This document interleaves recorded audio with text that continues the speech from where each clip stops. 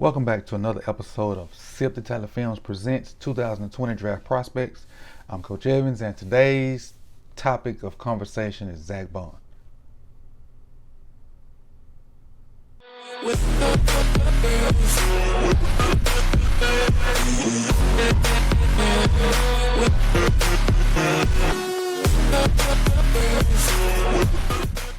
All right, Zack Baun is an interesting prospect. Some fans think he's a first-round talent. Some do not. Some think he's could be converted to a middle or inside linebacker. But basically, what I've seen on him is edge. So when I did not list him in my linebackers top 99, it's because I saw him as an edge player. And then when I actually got a chance to do the film, which I did over the past 2 days, he is an edge player. I don't think, I didn't see enough evidence for him to be able to go inside and still be effective. With that being said, I watched the Minnesota game. Well, I watched part of the Minnesota game, not the whole game. I watched all of, I think, Illinois, South Florida, and one more other team. I can't think of who it was at the time. But so basically, to make this short and sweet, I'm going to read you my notes and then kind of give you I'm gonna give you my final analysis, and then I'm gonna have a little evidence to back up my final say-so about Zack Baun. All right, so I'm just gonna take these notes and read them to you. Against Minnesota, he did a great move where he acted like he was gonna drop in coverage, and for a split second, almost like a counter step, looked back to the flats like he was gonna drop. The tackle in turn took his eyes off of him, then he blitzed, which I thought that was creative. I had not seen that move before. But tackling, he had a chance to tackle Reggie Corbin in space, and he failed. And with my newfound appreciation of Reggie Corbin, that's not an insult to Zack Baun, but as bad as he failed, you'd like him to be a better tackler in space, playing on that edge. He might have to peel off and tackle a running back or guard a running back on the swing. You never know. His miss of Reggie Corbin in that instance, it was a negative for me. I had pass rush moves. He had a bull rush and a speed rush. I didn't see either one of those on the same play. It was either bull rush or speed rush. I didn't see a lot of counters. Well, I didn't see any counters. I didn't see a lot of. I want to go there because that's going to lead you to what I'm thinking. What he does do well, he gets in the hip pocket of pullers. So if a tackle pulls away from him, he's right on his hip pocket trying to spill the play.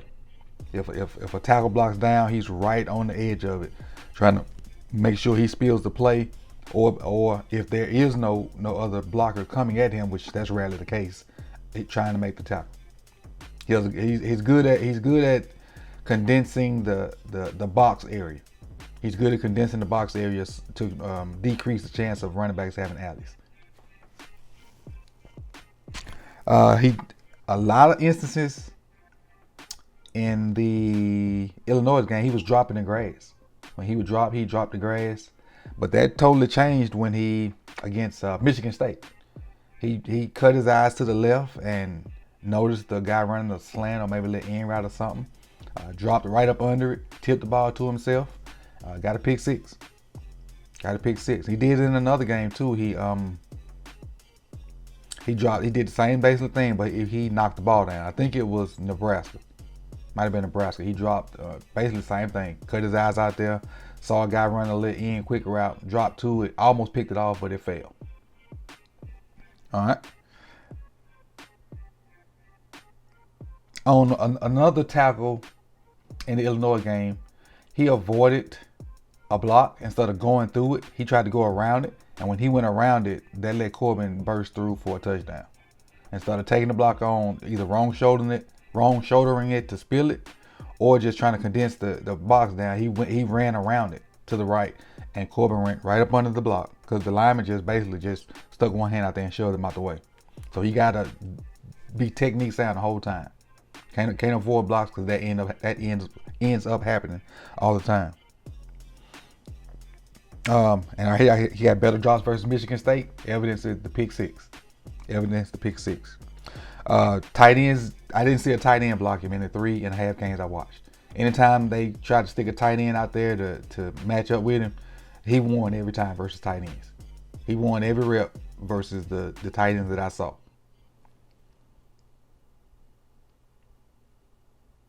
What I didn't like about him is when he was on the edge and they would read him, the Big 12 QBs would get 4 to 5 yards on a pull. And that shouldn't happen because I don't know of an athletic not Big 12, Big 10. Big 10. I don't know of an athletic Big 10 QB other than maybe Patterson. Like when they on his own reads, they pull it, they shouldn't be getting 4 or 5 yards. He should just stay square, and then once he sees the running back with the ball, take the dive, take the inside zone. But he turns his shoulder a little bit, and when they pull it, he doesn't have the hips to flip it around and then go back and tackle the quarterback. At least not for a 1 or 2 yard or no yard gain. They're getting 4 or 5 yards and sliding because they got enough.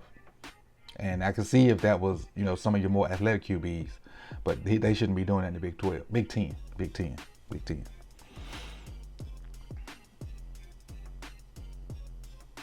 All right, he had good hand fighting skills versus South Florida, but not versus Illinois and Michigan State. He did a good job of using his hands versus South Florida to avoid tackles while he was rushing the QB, but not against Illinois or Michigan State. Which leads me to my analysis, my overall analysis. Does a good job of setting the edge. He's good versus the run. If the QB is not an option. If the QB is not an option, he's good versus the run. Now, in the passing game, if he knows he can dominate a player, you see a different person than when he thinks the lineman may be equal or greater caliber to him. When he knows he can dominate, or when they should dominate, like when he played South Florida, he's like a different player versus Illinois and Michigan State. A totally different guy. He looked like a world beater versus South Florida. But versus Illinois and Michigan State, I didn't see that. Didn't see it. I really think the tackle of Illinois outplayed him. I really do. Now me saying all that to say he didn't show up in the big games. When the better competition, the bigger the stage, didn't show up. And I'm gonna give you a quick analysis of what kind of bags that up. All right, let's look at their games. They played 14 games this year. They were 10-4, I think. I think they were 10 for 1, 2, 3, 4, 5, 6. Yeah, they won 10 games and lost 4. So, versus South Florida. These are Baun stats versus South Florida. He had and didn't play long because they had a blowout. But he had a sack, a tackle for a loss, and a forced fumble. Versus Central Michigan. Didn't play long in that game either because they blew them out. He had 2 tackles for a loss and a sack. Versus Michigan Wolverines.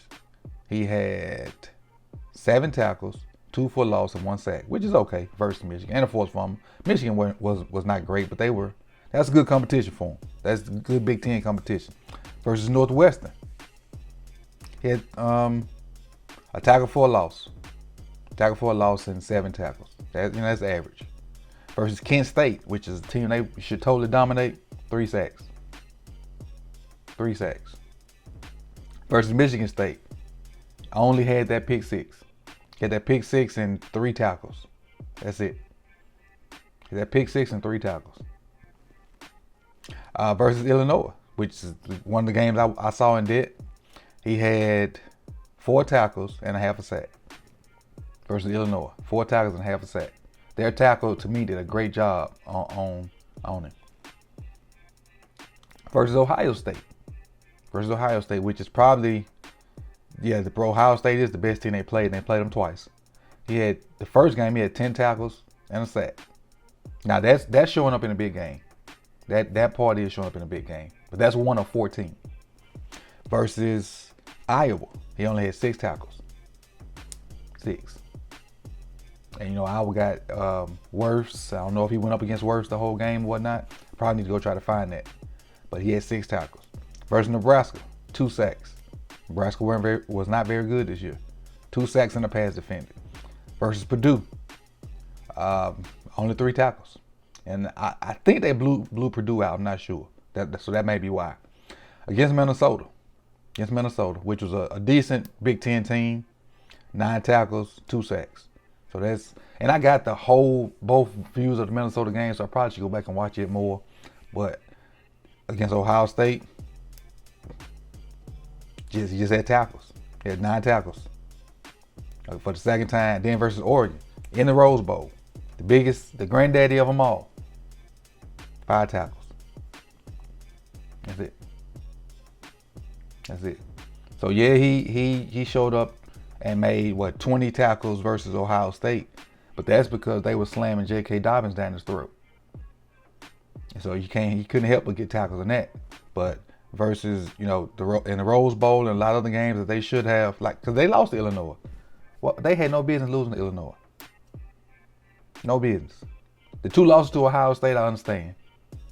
And then, Oregon in the Rose Bowl. But they had no business losing to Illinois. No business. But he got dominated.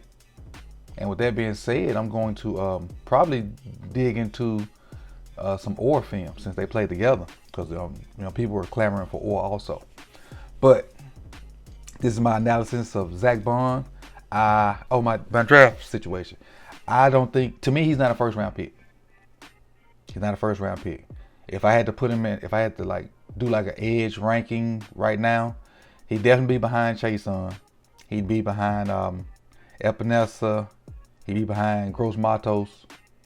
He'd probably be 4 for me. Because I really don't like, well, I can't say that. I have to watch more film on Lewis. Right now, he'd be 4. And I haven't done a lot of edge guys, but Zack Baun would be 4. Chase, it'd be, obviously Chase Young's number 1. I'm sorry. I keep forgetting to throw Chase out there because he's so much better than everybody else. But Chase Young, K-Son, Epinesa, Gross Matos. I'll put those guys in front of Zack Baun. So, but he gets a second round grade for me. Mid to late second round. And, some Ravens fans think he could slide inside and play inside linebacker. That could be that could be the case.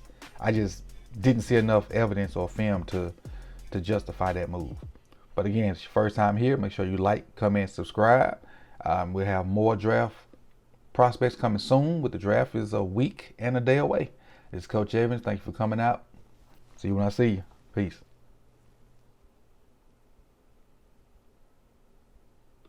With